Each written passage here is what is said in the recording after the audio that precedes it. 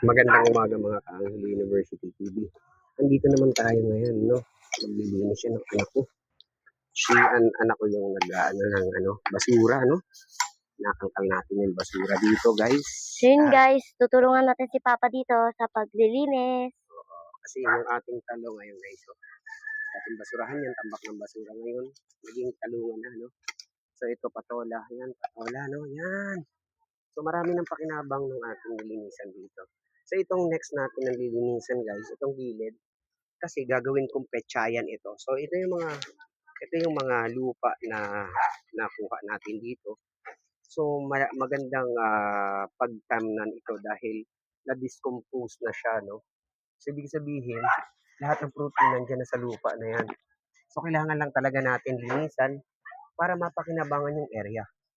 So itong area na to, yan mga basura na yan, guys. Aalisin natin dahil yung ilalim niyan, basura pa. Tapos yung ibabaw niya ng mga lupa-lupa at saka yung mga naging nadurog na fertilizer yan sa taniman. So hindi na natin sila pinadadagdagan ng basura dito at lilinisan ko ito, guys, no? So yun, kailangan maging malinis, maging maayos lahat, no? Para maging maganda yung ating kapaligiran, no? So ito yung ating tanlad.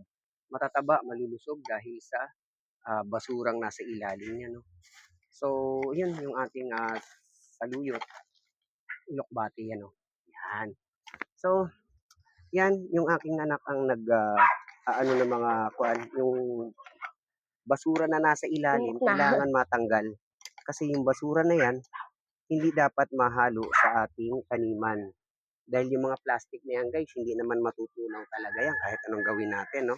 Hindi yan matutunaw. So, kailangan nating i-separate yung basura, may bubog yung basura sa lupa at bubog. Pinaghihiwalay ko silang tatlo. Basura, lupa, bubog, tapos pati na yung mga kahoy. Hinihiwalay ko sila. So, kailangan kong mapatag ito. Yan.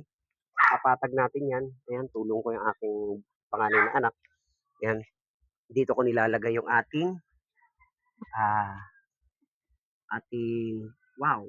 lupa na na-discompose na. No? So, ibig sabihin, malulusog at mataba na tong lupa na to. Itong may ugat na, at tinubuan na dito, puno, alisin ko yan. Gagawin natin patag yan, lilinisin natin yan. At the same time, magiging taniman yan. At ito, guys, magandang yan. Dahil, paglinis natin nito, pagdating ng ilang panahon, ayan, papakinabangan na natin ang dragon fruit. Makakatikim tayo niyan dahil nakalaylay na dito yan. Yan. Kanino ba yan? Gahila. Meron dyan. So, syempre nakalaylay. Titikman natin yung kanyang bunga. So, yan. Titikman natin yan, ha. So, yan. Ang taba ng ating patola. So, yung patola natin nakagapang. Kaso lang, talagang may mga basura pang itinatapon. Meron pa rin nakaka-release, no? So, dapat wala nang magtapon, mag-flying saucer. Na sana makapagka-operate ng lahat, makiisa sa ating layunin na mapaganda ang ating kapaligiran, mawala yung ating mga insekto, mga ahas na umaakyat dito at mga damo, mawala na natin yan. No? So, unti-unti natin to, guys. Lahat ito, mapapakinabangan natin pagdating ng panahon. Yung mga balunggay natin, yan, malulusog na sila. So, pagdating ng araw, guys. Ano to? Ha? Patola yan. Ito yung dragon fruit. Ang ganda.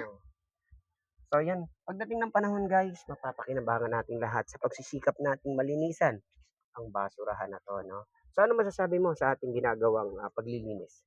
Ha? Okay. Wala siyang masabi. Thank you, guys, sa suporta ng Anghel University TV. Thank you.